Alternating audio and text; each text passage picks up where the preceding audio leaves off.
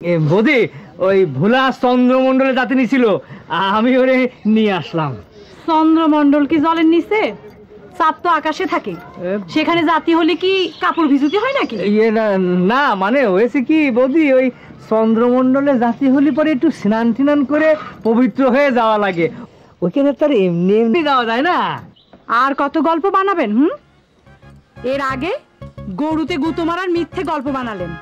না বৌদি, ওইটা তো একেবারে খাঁটি সত্যি কথা ছিল। না রে বলা, না না, ওই যে ঘুমের মধ্যে ব্যান্ডেজ খুলে গিয়ে তো ধরা খালাম। বৌদি ওই ভোলা না সবকিছু ছেড়ে ছুড়ে দেবে, ওই এখন থেকে সংসার ধর্মে মন দেবে, আমারে কথা দিয়েছে। আপনি কোন সাধু পুরুষ?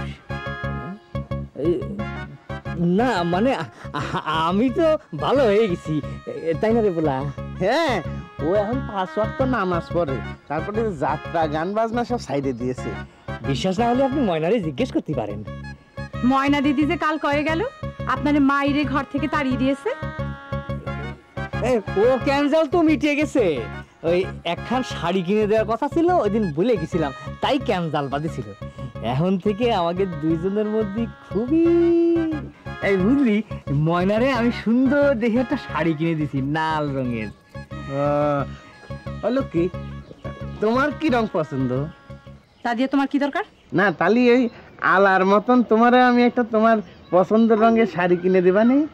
লক্ষ্মীরে শাড়ি দিয়ে ভোলানো যাবে না নে।